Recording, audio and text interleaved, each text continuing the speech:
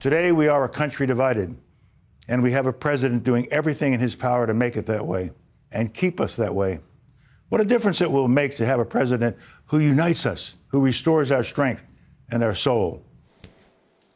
Colin Powell making his first appearance at a political convention since he spoke at the Republican convention in 2004, back when the four-star general rose to be Secretary of State in the Bush administration. He's since backed Obama and Hillary Clinton for president, so he has not been a Trump Republican. But Powell's speech tonight was both an endorsement and a warning that any failure to stop Trump and replace him with Biden is now a matter of national security. With Joe Biden in the White House, you will never doubt that he will stand with our friends and stand up to our adversaries, never the other way around. He will trust our diplomats and our intelligence community, not the flattery of dictators and despots. He will make it his job to know when anyone dares to threaten us. He will stand up to our adversaries with strength and experience.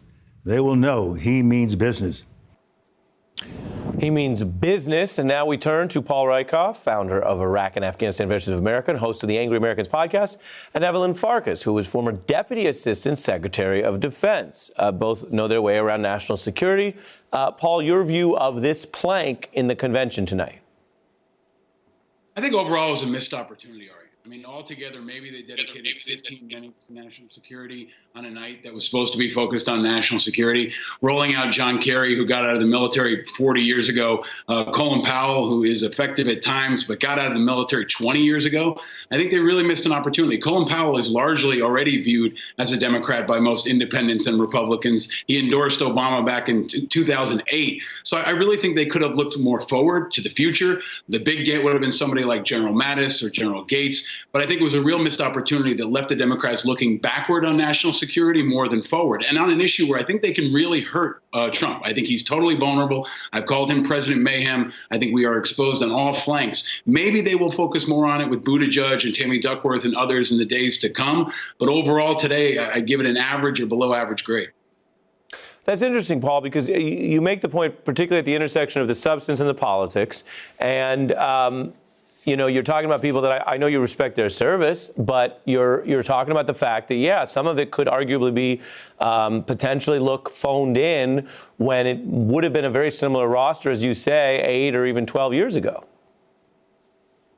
Yeah, I mean, these are folks that got out of the military before I even joined. I mean, this really does feel like a convention 4 years ago or 8 years ago. You know, they could have rolled out somebody like Admiral McCraven. They could have rolled out a younger Medal of Honor recipient. And they really could have gone at the specifics of abandoning the Kurds, taking money from the Pentagon down to the wall, politicizing our National Guard, you know, politicizing the military on a daily basis, even attacking the post office. These are winning issues that I think could have been delivered by someone of this time and not from people of a past time, really. Evelyn, we also heard from Sally Yates, who had a senior position at DOJ, which intersects with national security, and that's where some of the Russia stuff came up. You know a lot about that. Let's take a listen briefly to a highlight from Sally Yates. Rather than standing up to Vladimir Putin, he fawns over a dictator who is still trying to interfere in our elections. His constant attacks on the FBI, the free press, inspectors general, federal judges, they all have one purpose: to remove any check on his abuse of power. Evelyn? So I think there are two things here, Ari. I want to just comment on what Paul said because I see his point, but I think what they were trying to do here by pulling out Colin Powell and Secretary Kerry is they were pulling out people who can speak to character, who can speak to integrity. I think they wanted this old world sense there so that it reminds people that we can go back at least to the bedrock of character. I do agree you can get into specifics, but there you can also lose people. And we were trying to unite the party. I mean, I know myself from running for Congress, we have a big division about what we should be doing with our military, for example. So I do think it's important to note that this was about character, not as much about national security per se. With regard to Sally Yates, on the other hand, she was saying something related, which was this is not a trustworthy president, which was also something you heard in what Colin Powell was saying, although he flipped it around to say you can trust Joe Biden.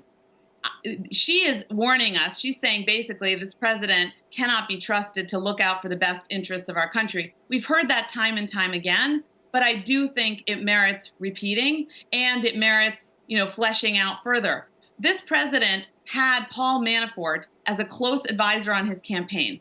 Paul Manafort, we now know, the Republicans have, the Senate Intelligence Committee has put out a bipartisan report, which I'm sure you're going to talk about, which basically lays out that Paul Manafort's very close associate was a Russian intelligence operative. I'm sorry, but it's not a far step to say Paul Manafort himself was acting as an operative for the Russian government, and he was a close ally of the president's, who the president has not, to this day, basically disowned. Paul? Well, Colin Powell is the guy who helped lie us into the Iraq War. I mean, this is not a guy that most Democrats view with a ton of esteem or think, is the person you want to put forward on integrity or trust. I mean, I really think, again, it was a look backward. It was a missed opportunity. I think Cindy McCain was an opportunity. They had her narrating a video about Biden's relationship with John McCain. I think that you'll hear Dr. Biden talk about Bo's service. People forget that the Bidens are a military family. Their son, Bo, deployed to Iraq, deployed, I think, to Kosovo as well.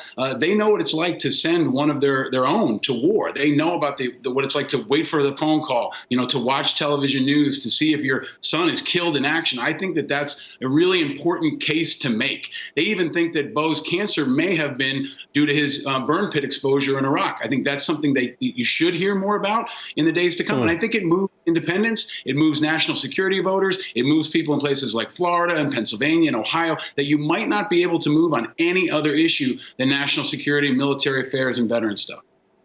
Well, it's really interesting to hear you, sound the alarm and to hear Evelyn's nuanced views as well, because the convention happened. If someone's at home listening to Paul going, gosh, I hope it wasn't that bad or not, everyone has different politics and views.